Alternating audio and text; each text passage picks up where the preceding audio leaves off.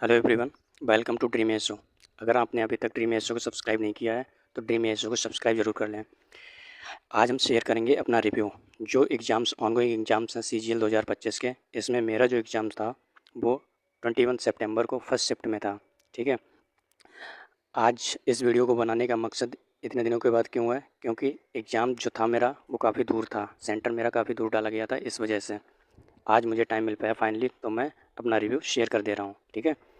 और स्टार्ट करते हैं कि जो एग्ज़ाम्स हैं उनमें किस तरह का पैटर्न चेंज हुआ है, जो लेवल है वो लेवल क्या रखा गया है, इन सब चीज़ों के बारे में बात करेंगे। और आखिर में सेफ स्कोर क्या रह सकता है, ठीक है, उसके बारे में भी बात करेंगे।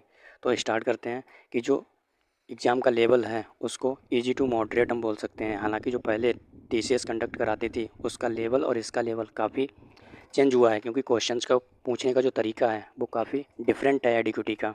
ठीक है। आगे स्टार्ट करते हैं कि कहाँ कहाँ से क्वेश्चंस आ रहे हैं। ठीक है। एग्जैक्ट क्वेश्चन तो नहीं बताने वाला, क्योंकि जैसा कि जो इतने बड़ी बड़ी कंपनियां बना करके बैठ गए हैं 1000-2000 करोड़ की, वो भी डर गए हैं एसएससी से। तो हम लोग तो बिल्कुल छोटे लेवल के हैं। ठीक है। इस तरह से तो मैं एक ओवरव्यू शेयर करूंगा कि क्या क्या किस तरह के क्वेश्चंस आपको देखने को मिल सकते हैं। ठीक है। तो मैथ्स में अगर हम बात करें तो मैथ्स में 22 से 23 क्वेश्चन ऐसे हैं जो आप आराम से कर जाओगे। ठीक है। कोई भी डिफ़िकल्टी इनमें देखने को नहीं मिलती है, आप एक एक ही बार में इनको बनाते हुए चले जाओगे। और कुछ टॉपिक्स हैं जिनको आप अच्छी तरह से पढ़ लेना, जैसे कि एडवांस में हो गया। ठीक है। एडवांस मैथ्स में जो हमारे टॉपिक्स हैं उनको अच्छी तरह से कवर करके चले जाना। बाकी जो अर्थमेटिक है वो आसानी पूछा जा रहा है। ठीक है। एडवांस में जो जियोमेट्री है वहाँ से हमारी शिफ्ट में एक भी क्वेश्चन देखने को नहीं मिला था। ठीक है।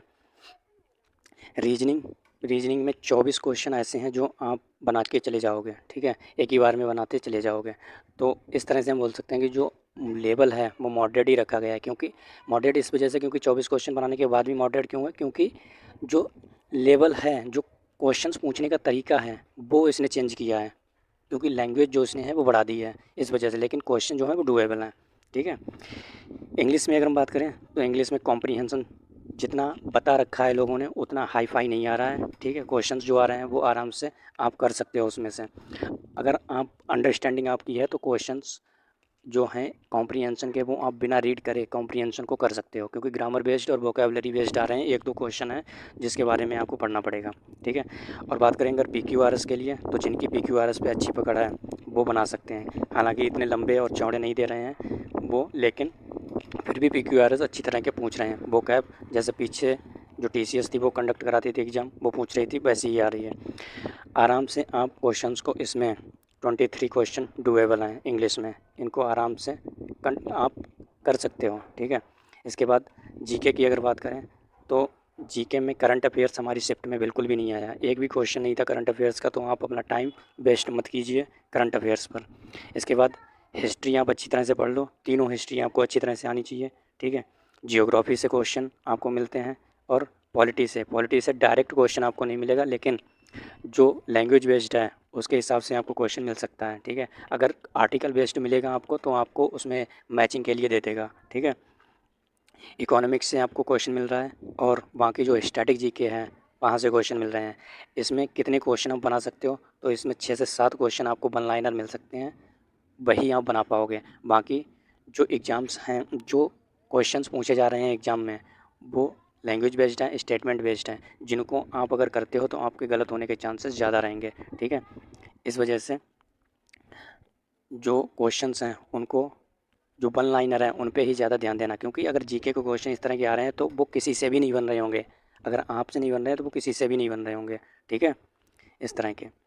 और जो सिस्टम है वो तो फेल हो ही रहा है। हमारे बगल में लड़का था, उसका 2 बार 3 बार सिस्टम फेल हुआ है, आखिर में उसको दूसरा सिस्टम दिया गया, और उसके ऊपर क्या बीत रही होगी, क्योंकि एक बार सिस्टम फेल होने के बाद दूसरा माइंड सेटअप करना कितना डिफ़िकल्ट होता है। ठीक है।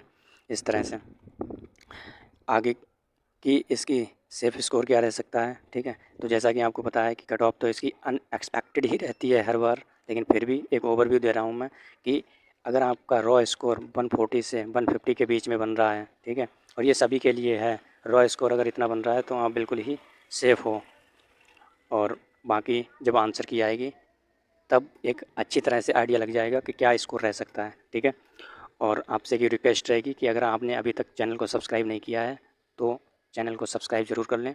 और अभी के लिए इतना ही, मिलते हैं नेक्स्ट लेक्चर में। Thank you.